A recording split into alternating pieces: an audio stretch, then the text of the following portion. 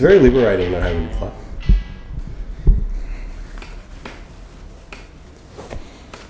Yeah. Okay, we'll workshop. We'll pick up we'll workshop it back end. If you just asked me how my weekend was. Yeah, how did your weekend go, Kate? The long weekend. Labor Day is one of my favourite long weekends. So, did you get up to much? I didn't. I had a pretty chill weekend. I stayed here. I did a bit of a Sydney Road bar crawl on Saturday, which was fun. Yeah. Very good weather actually in Melbourne, wasn't it? Oh, but yeah, no, it felt like it lasted longer because I didn't go away or do anything. So yeah, it was good. Yeah, I went to the footy on Sunday night. Yeah, we watched every game. I should say That's that. Good. And bet on every game. It was great. Yeah, I mean, there was a lot of people, 82,000 there on Sunday. Yeah, got treated. It was pretty decent. I went with Sizzler, who kind of piggybacked on. I went with John Brennan. Yep. And a fan of the pod. Yeah, fan who listens every week, John Brennan. Shout out to John Brennan. Or as he likes to be known, Johnny Brennan. Does he? I didn't know that. That's not his decision. Yeah. And then M. Lou. Or Johnny B. Then Sizzler's like, oh, I want to come as well. So what was a boys? And then the Sizzler. She adds a bit though. Value-wise. And this is the funny thing. Sizzler and M just did not. So they did not watch one single moment of the game. Yeah. Not Again, one single moment. Adding value. Adding significant value. I also did further north pod on Saturday afternoon, and I was pretty crook. Like I got a bit the remnants of a cold. I'm feeling pretty good now, but I was full blown cold. Yeah, and you could hear my breathing through the mic. And Josh, look, God bless Josh, great guy. Not known for his editing. Not known for his sound editing. So you can hear you breathing. I don't think you even listened back to it. Because you wouldn't. Because you wouldn't push that through if you heard the breathing on it. Yeah. Anyway, so it's one of the most commented videos on his channel. Yeah. And every second comment is, why is the dude not being able to breathe? That's great. Some of the best comments. Asphyxiation. Some of the funniest comments. Where's your CPAP machine? Someone called me Lord Vader. Oh my god. Not good. No. Not good at all. So that was a bit embarrassing. That's funny. Really good pod though. And God, went into the weeds about North Melbourne. Nothing better. Your Pre-season. favourite topic. Yeah, I feel like this is what I'm trying to manifest at the moment is I'm normally really positive about the team and they've gone shit. So now I'm getting super negative about them. Yeah. Hoping the negative juju can turn them into a good team. I feel like you're quite negative already. Oh, yeah. Right now I am. Oh, it's terrible. Categorically can tell you that our juju impact is zero on our football teams. They do what they do. And they'll continue to do what they do until administration and players change. Yeah, but that's hundreds of people need to change. How's your betting going so far? Well, my tipping. Your tipping, sorry. Yeah, I'm top of the table in all competitions, which is rare. What did you get on the weekend? 4. No, 3. 3 and 4? 3 out of 5? No, 4 out of 5. Okay. I didn't get Bulldogs. Interesting, because there's a lot of upsets there. Yeah, so I tipped GWS. Thought that was an easy one. Tipped Collingwood. Round 1, Collingwood faithful. St Kilda needed gel. But they also did that. I feel like that was a hard one because Collingwood they were short of a gallop. They were, but it's Collingwood though. It's sort of like doesn't mean anything. It doesn't mean anything. Yeah. And then what was the other one? I don't think there was another upset there. Yeah, there was Sydney Carlton. Oh, Sydney Carlton was straightforward. And then Gold Coast Geelong, pretty straightforward. No, that's straightforward. Okay, fair. I think there was only two 50-50s and got them right. And Brisbane really should have held on. But what a win, which we'll get to from the Doggies. As rousing a win as you can get away from home. Yeah, it was a good one. With the hottest redhead in Australia right now, doing everything to get them over the line. Yeah, very well received. Edward Richards. He's looking hotter every year, Ed Richards. See him walking down. The only redhead I could think of is that guy. Is he Matt Rowell? Is he? Yeah, he's a redhead. But you should look up Ed Richards. He's good for a ranger. Okay. GFR. Yes. Actually, Kate, let's get to news of the week. Run the ABC sting. Okay, so Pat, there is a bit of news this week. Yeah, huge. Excited Actually, to hear it. McRae times 2. What was the second bit? Well, the first one I'll just mention as a by the by, just purely because it's like secondary to the first one. Is that he was approached by Carlton last year? Oh, really? To switch? To I didn't know switch. that. Yeah, to switch. Graham Wright approached him midway through the year, and then when Fly McRae said no, they re-signed Vossi. There you go. That's a bit of a slap in the face for Vossi, though, isn't it? Yes and no, but as Vossi, you're just lucky to have a job. So it's a slap in the face if Voss was doing a good job and didn't have a 38% winning record. But, when you're not doing what you're paid to do, you're going to have other people coming for your job. So, yeah, I think he'd be stoked to still have a role this year.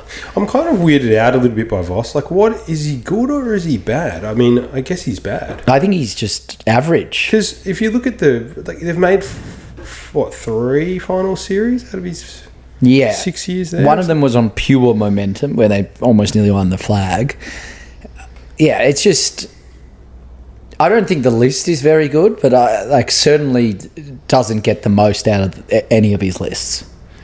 It's not like they play above themselves. They sort of play to where they are on the list, which means it means you could have a replacement coach. Yeah, which might be slightly better or slightly worse. Yeah. Doesn't it? So the other McRae issue was very controversial, Kate, and especially in a season of infidelity, really, is how I would describe it.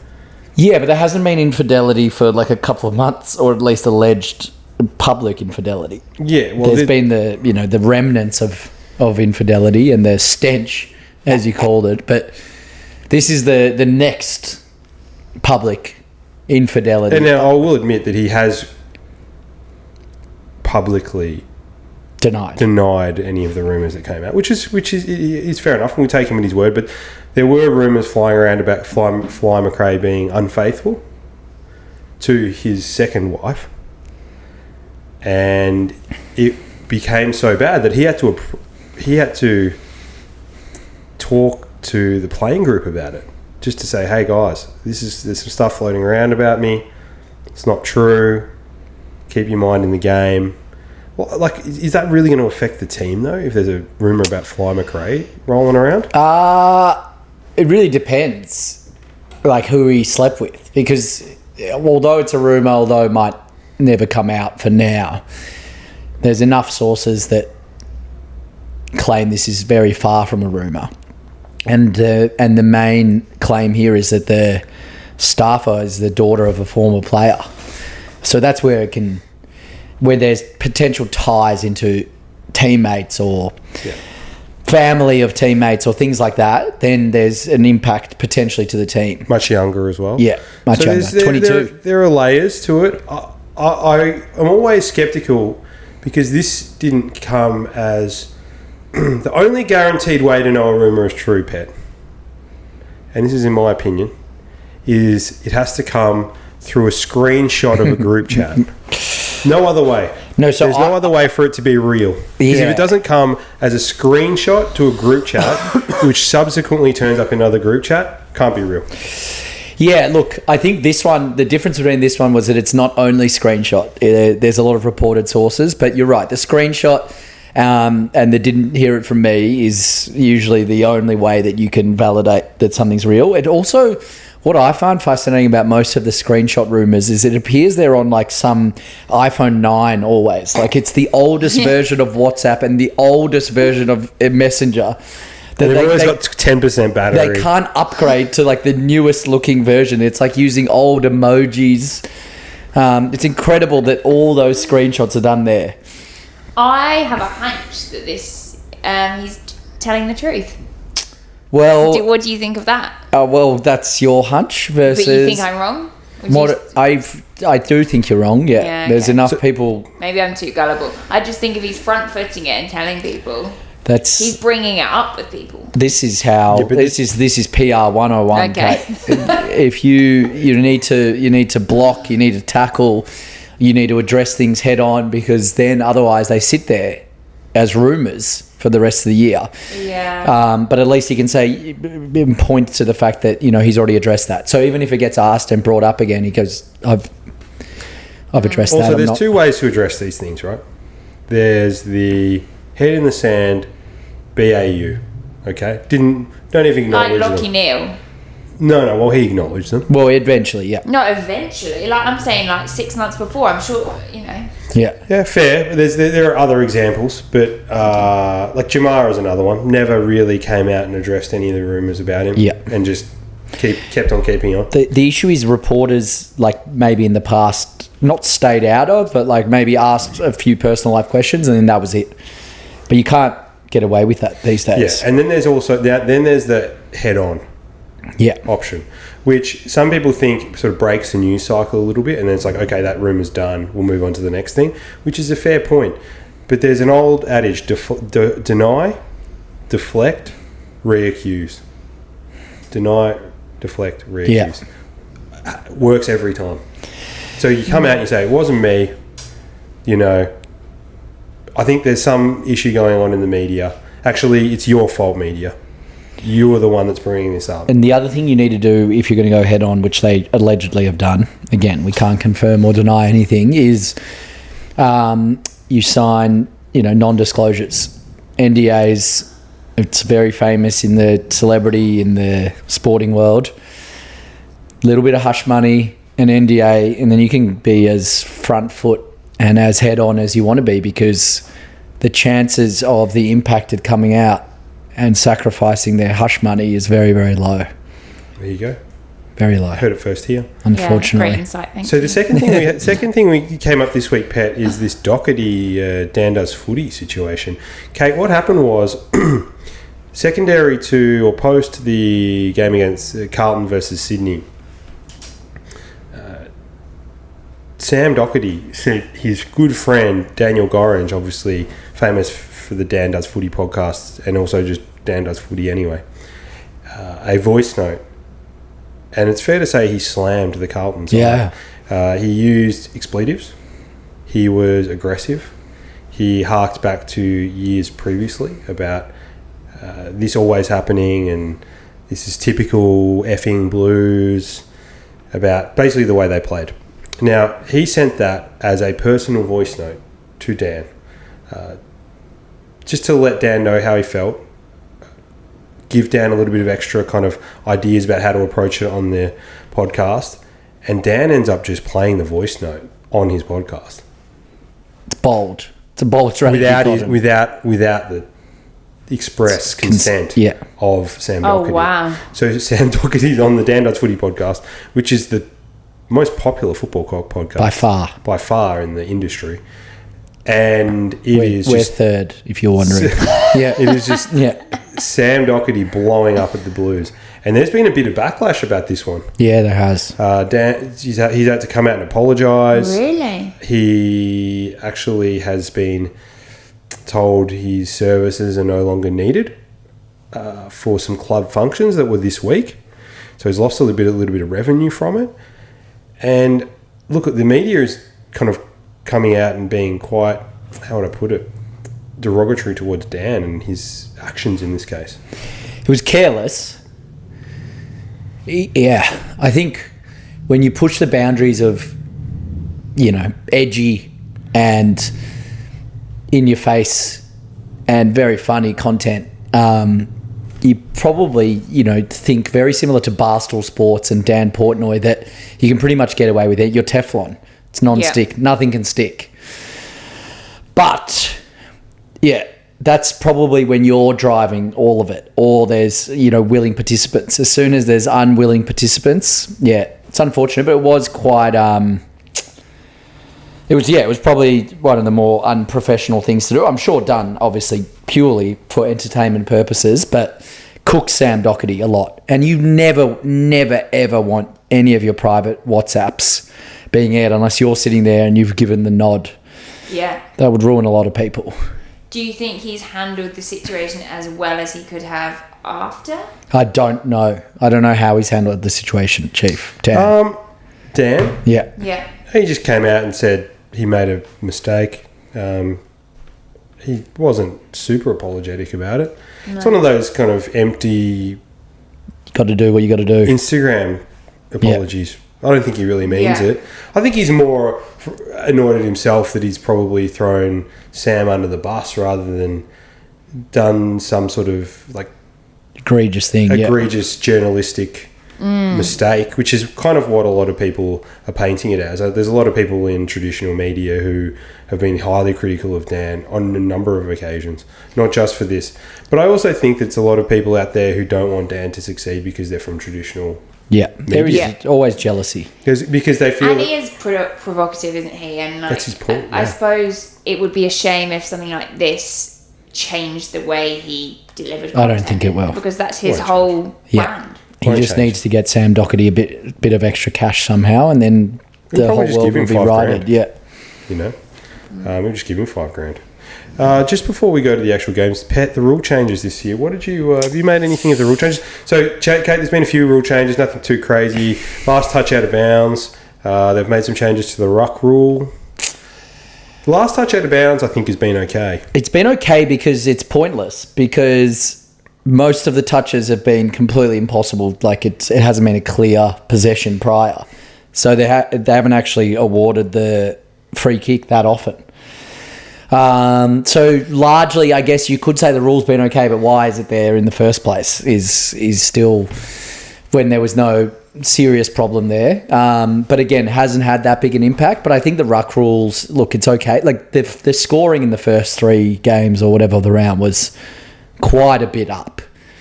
Yeah, small sample size. Sample size. I think if Collingwood St Kilda went well over, I think there would have been a bit of uproar about just how impactful the rule changes have been. But overall, I don't think they were too bad considering.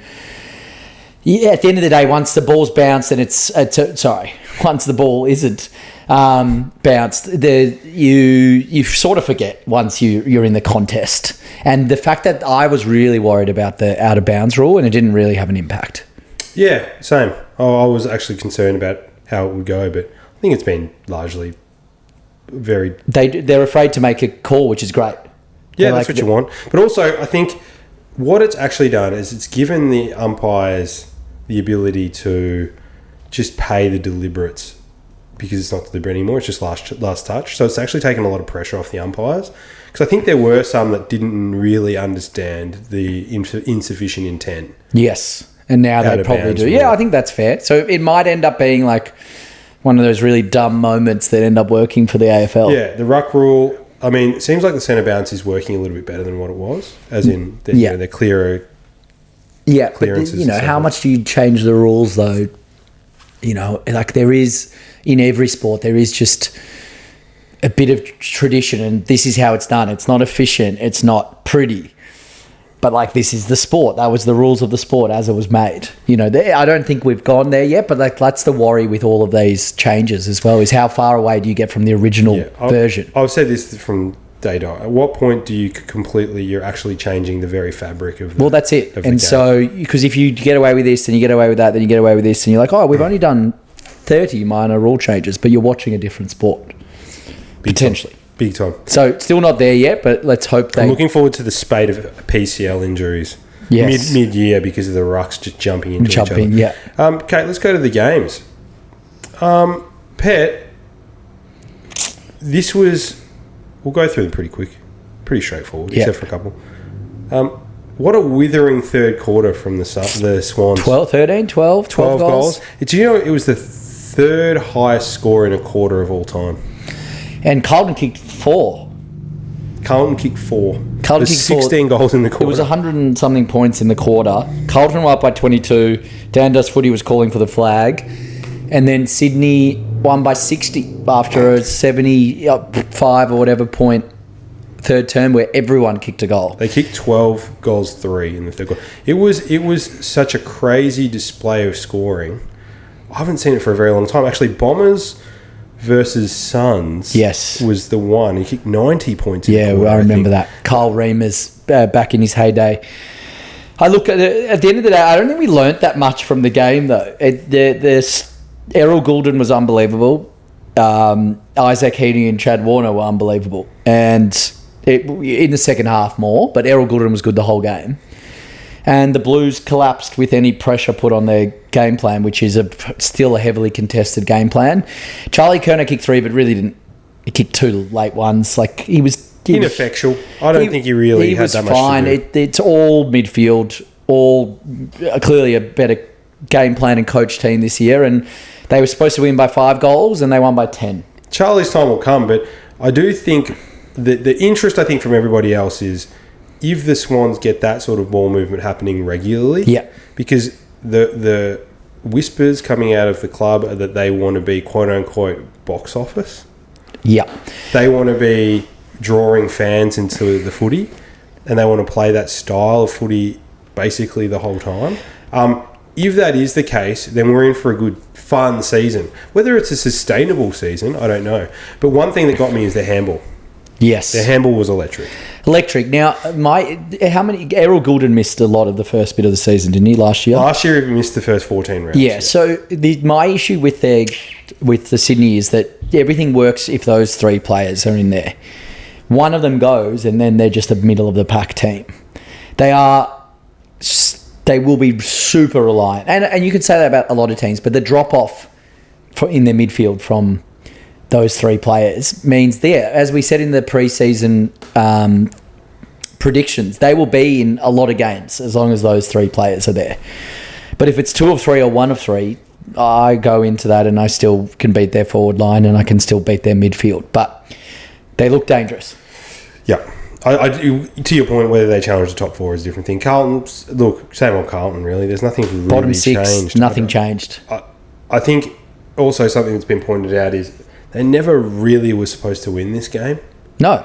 Like, they look at the start of the season, they'll probably say, we probably lose against Sydney, and we probably win our next 3.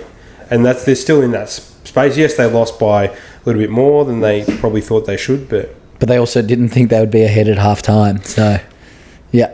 Geelong Suns, we saw this coming. I think all things indicated that Geelong were going to struggle. Yeah. Coming off a very shorter pre-season, a lot of their players out, and a pumped-up Suns team. Suns looked amazing. They looked better than the pre-season. They looked unstoppable from the midfield. They looked unstoppable in transition. They looked unstoppable forward. And our boy is leading the Brownlow, as predicted by Kate. Christian Petrarca is one of the most certain 3 votes you'll ever see. He looked unbelievable. He's got that, the people who have, 50-year-old dudes who get on TRT. Yeah. And they kind of get quite shredded, but they've still got that. Barrelly their chest. Skin's a bit saggy. Oh, yeah, the skin, yeah. You know what I mean? But they're still Arnold shredded. Schwarzenegger? A bit like that, yeah. Do you know I was talking about TRT Boss last week? Yeah. Kind of like that, like Yeah. a hot doggy skin. Petrarca's got that same thing. Like, I'm not saying he's not fit. He's super fit. Yeah. But he just isn't ever as shredded as Heaney. Yeah, he looked so good. He 3 looks goals. great, though. 3 goals. It was magical. The Suns, that wasn't even though Geelong was last year's premiers, I think, as you said, there was a bit of a... There was a few reasons for that, but they probably dispatched them similar to Sydney by probably double what people thought, if not... I tipped Geelong. What a yeah, fool. well, that's just foolish. Surprising. Yeah, Metricon. Yeah, people's first... PFS could become a fortress. Well, I don't see them losing a game there. Oh! Wow. Kate, what do you think about that? I don't think they lose a game. I think that... At their home stadium. That's an... Oh, well, you just added that. No, that's what we were talking about. People. Okay, I think you're quite right. You're probably right. Yeah. I think they finished the top 3. And we need that for our Christian Petrarca to win the Brownlow. Obviously, Jew factor as well. Jew factor, yeah. Yes, got I the do same think Jew factor was a big impact on this Yes, game. which should have made you tip differently, but didn't. Yeah. I forgot about the Jew until we were watching. Yeah.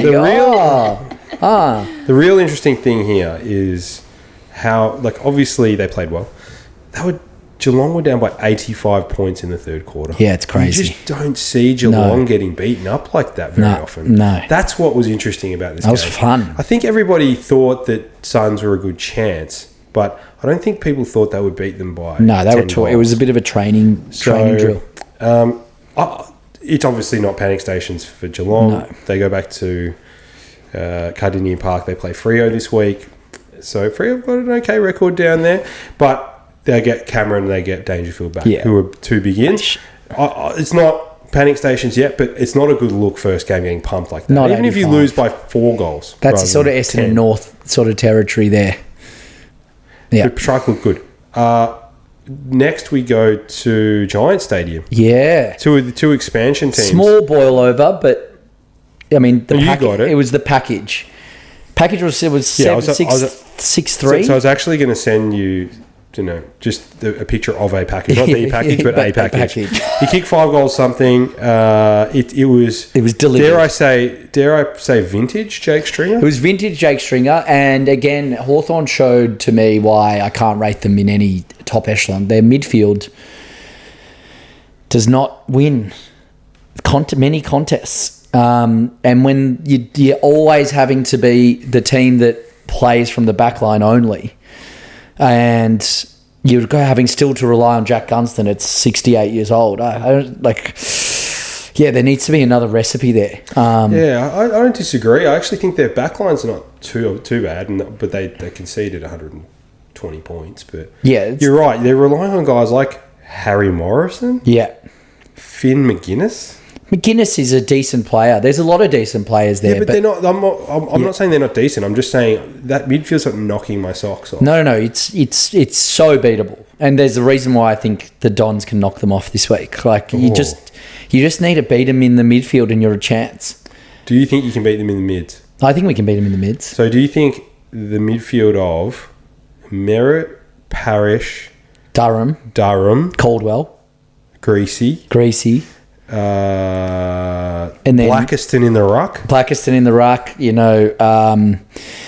and what's his name, Dyson Sharp coming through the midfield. Yeah, I think we can win the midfield battle. Okay, when you win the games, it's a different issue. The other thing, Clary Oliver looked good. He looked good, yeah. He actually looked off the Jack and Jills. I think he's off the Jack and Jills. He is. For how long is the question, but he is. Yeah. I think he's switched to the Jack and Jills for early morning swim sessions down at Bronte.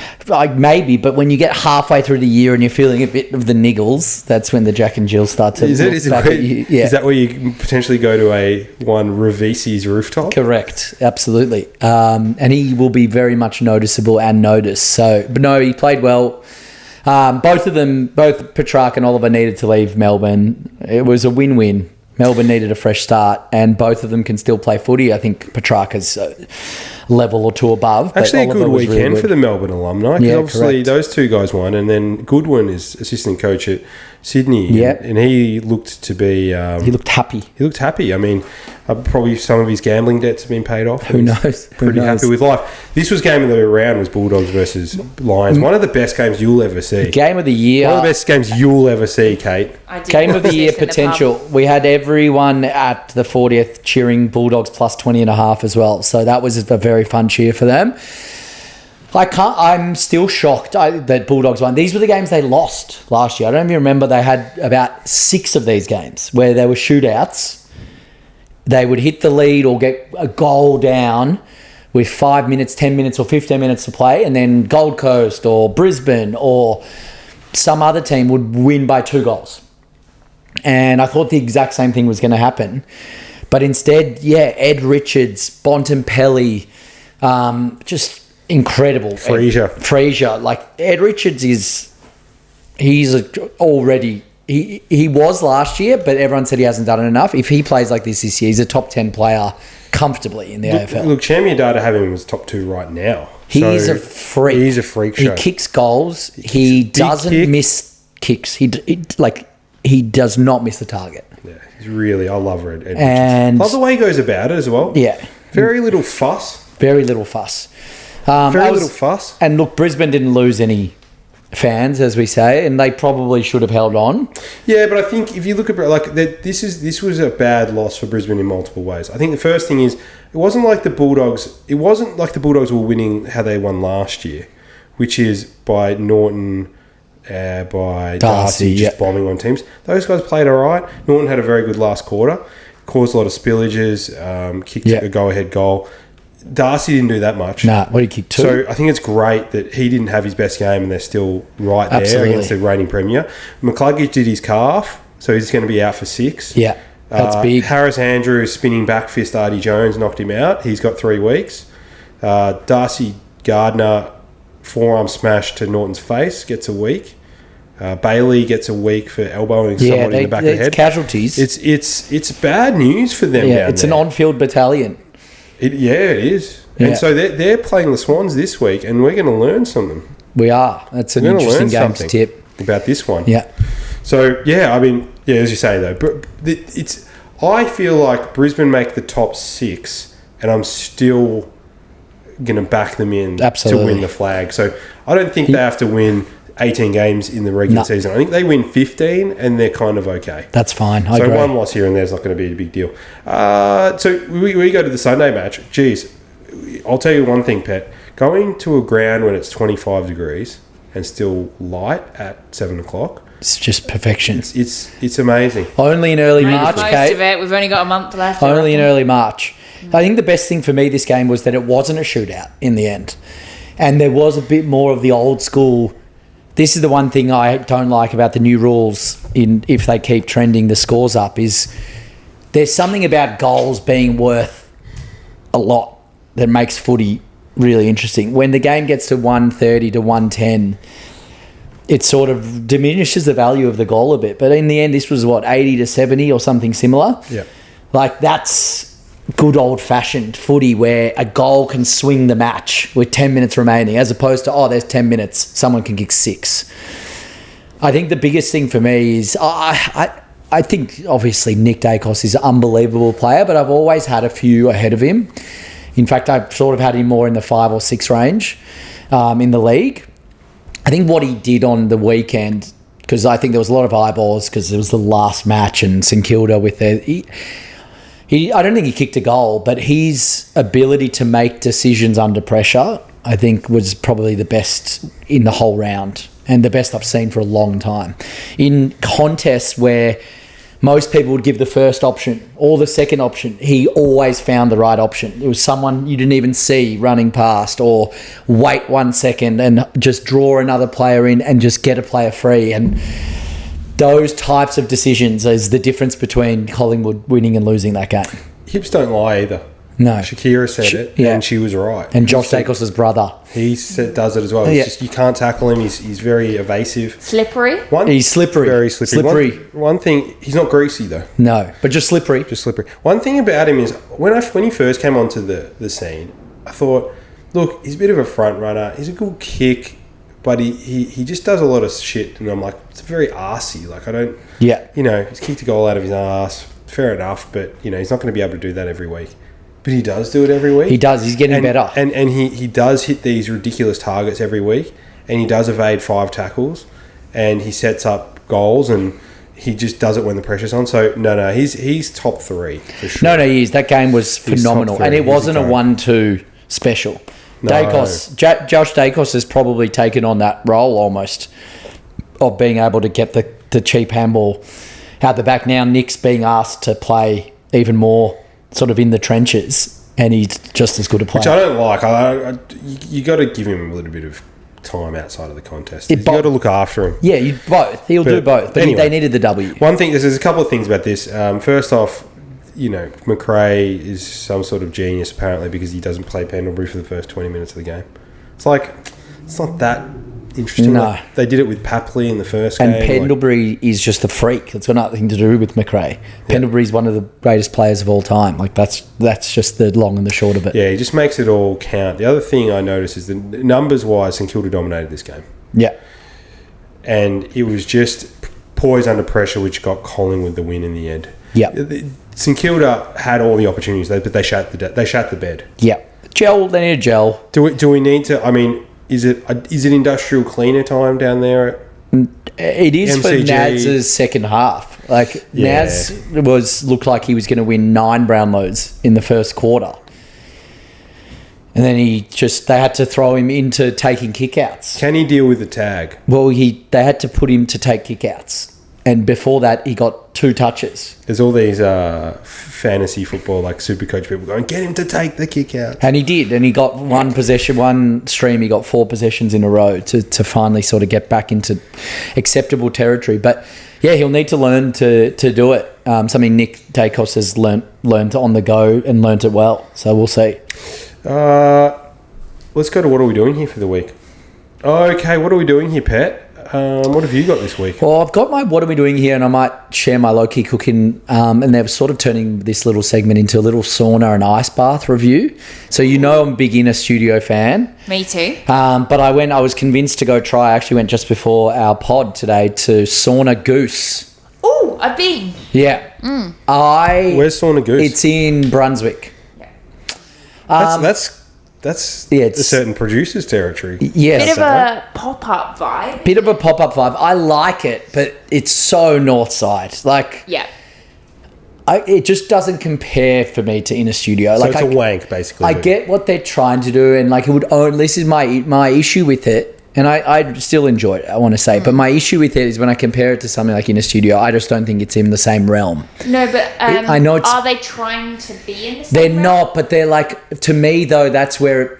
And this is why I live Southside probably. This is where it ruins it a tiny bit for me, is that it tries, which I know is a generalization, but the sauna is tiny. You're just sitting on top of each other. There's one ice bath, and then there's 30 places to sit and to meditate and whatever. Like, I'm going to an ice bath, a sauna place that says they have cold therapy because I want to do those things. If I want to go and sit and think about my feelings, I'm doing that at 2 a.m. at night in the shower. I really like it, and I know they're not trying to compete directly, but it's still like $30. Yeah, I have to agree with a lot of that. Like, I also think I went during the winter, and so if you weren't in the sauna, you were freezing. And so it was sunny, and I was cold outside of the ice bath, and then you're waiting for someone to ice bath, and then you're just awkwardly waiting there because they sort of tell you can only do 10 minutes sauna and then 10 minutes this. It's fine. The beauty of Inner Studio is that you put Inner Studio in the south side and the south siders love it. You put it in the north side and the north siders love it. There's not a south sider I know that would have loved the Sauna Goose. Did you invest in renting one of the hats? Hats, I didn't because I have some self-respect. Imagine if you bumped into someone you knew. Yeah, ridiculous. And yeah, so look, what are we doing here is just more on like the minimal, like, we're trying so hard to not try hard that I don't know what value I'm getting out of that. I'd rather someone just try exactly as hard as they want to try, and that is the end produce of it. Yeah, there's a bit of an annoyance when a place goes, look, we're going to do something, but you've kind of, it's not... Use your imagination. It's not ideal. It's not an ideal situation, but you've just got to deal with that. And we've got tea and 700 stools around and a bit of, like... Because, like, you're supposed to relax in between. I'm like, yeah, still, I really want to spend a lot of time in the sauna. It's in the name. Imagine being in a place called Sauna Goose and you have to wait for a sauna. Yeah. Good though. Have you tried soak yet? I did in Brisbane, but not in South Yarra. Oh, is it it's a chain. A chain is hard. It's not Denny's.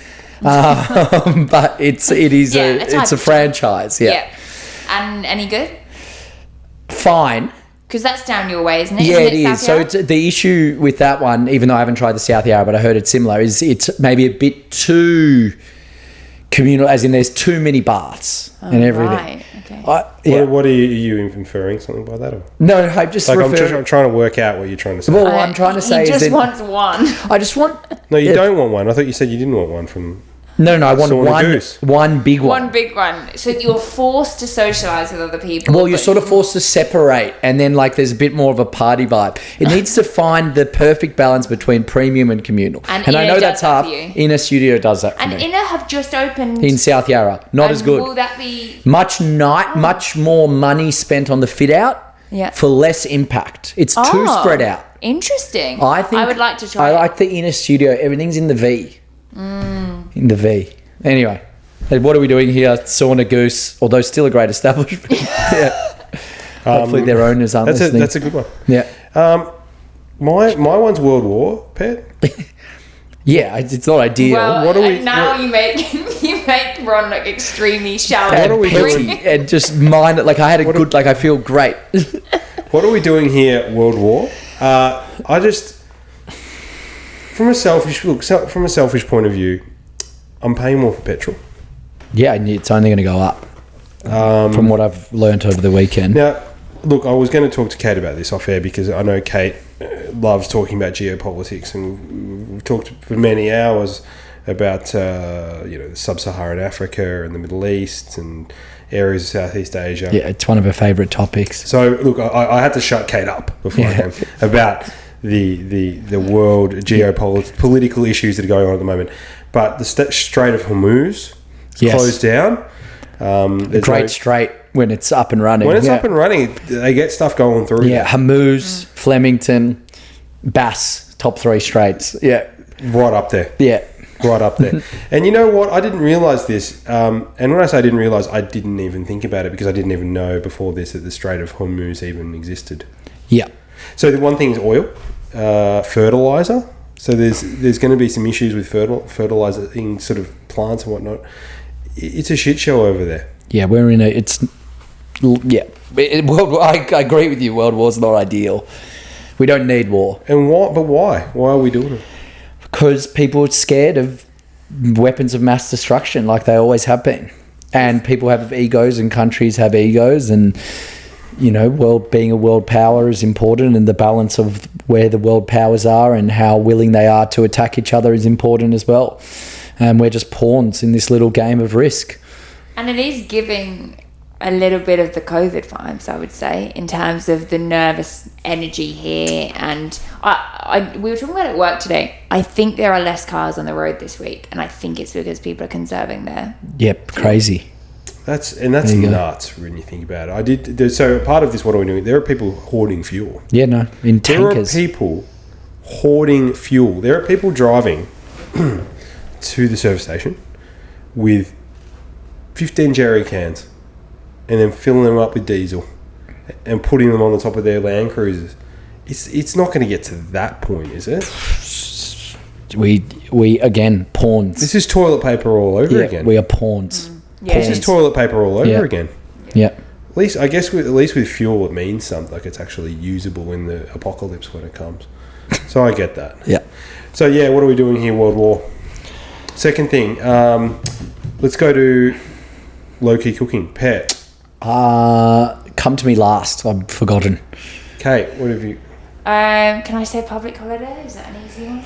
Well, if you're It's low-key That's cooking. my low-key cooking. if you're binge watching new series, Enjoy. I'll go... This probably isn't for our audience, but... you never know. Love Story has just come out on Disney about the relationship between JFK Jr. and Carolyn Yep. Bessette.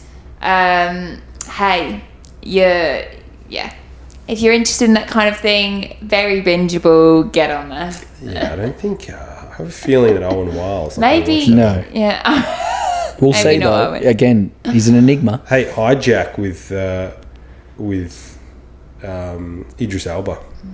That's good. Yeah. Okay. It's a good show. On the list. 7.5. It's a very manly Yeah. recommendation. Yeah, 7.5. No, my first local cooking, the David Neats bar at MCC. Yeah, it's The David Neats bar. So there is a bar, Kate, which is actually sits it's kind of on the outside. It's at level 4. Yeah. MCC. It sits outside the ground. Oh, yeah. So it's outdoors.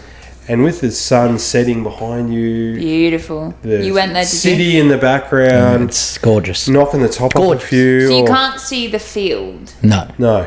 but No, if you want to have a drink before the game. Yeah. Oh, Yeah, you can doesn't see get there's better. TVs showing. Yeah, the- okay. Had an So ice. you can be in the stadium, but Yeah, not... that's the beauty of MCC. I've spent Okay.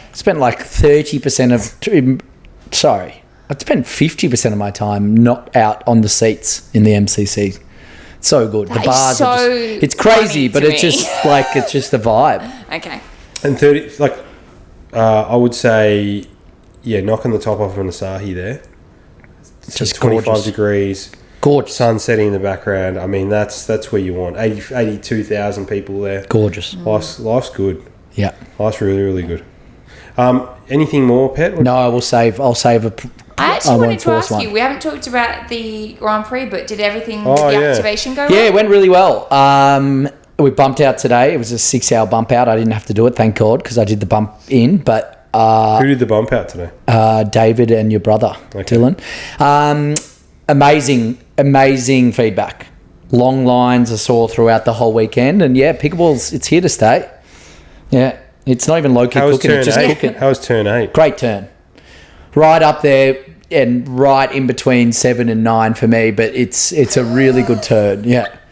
It's Really the adults' turn, right? Yeah, it is. It is. It's sort of, yeah, correct. DJ, the Doritos roof. But yeah, no, it was good. Maybe that's, it's not low-key cooking, it's just cooking.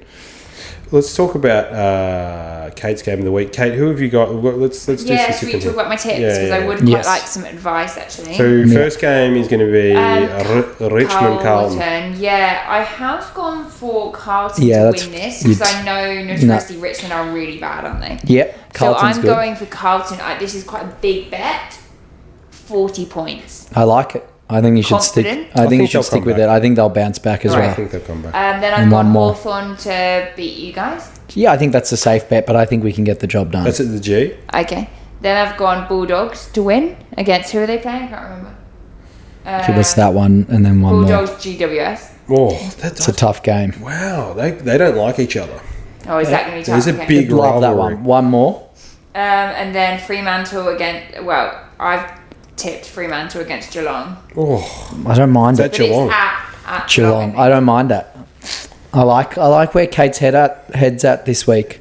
this season. Kate, This season, Yeah. yeah, it's her season. There you I'm go. hoping so. Well, I won last season. Yeah, so well, it's back to still back my season. season. Can you believe yeah. that? I can. won. I think she's talented. She was despite second everything. last. Yeah. But the year before. I only won the last game because of the points I tipped on. Yeah, which is, again, I'm not surprised. I've always been one of your Still. biggest, very closet fans. Yeah. Kate, here's something that just to leave you with. Dom Toretto said this in Fast and the Furious. Doesn't matter whether it's an inch or a mile. Yeah. A win's a win. If you're not first, you're last as well. Yeah, And on that note, yeah. Good to see everyone. Good to see everybody. We'll be back next week. Hit us up. Tell us how we're going on YouTube as well, by the way. and also we could bring back listeners' questions if anyone has questions. Yeah, send them Yeah, through. we'll bring that. Yeah, bring that in next week. Send them through. We'll take them from YouTube. We'll take them from Spotify and Instagram. So hit up our YouTube. We've got that going now. Okay.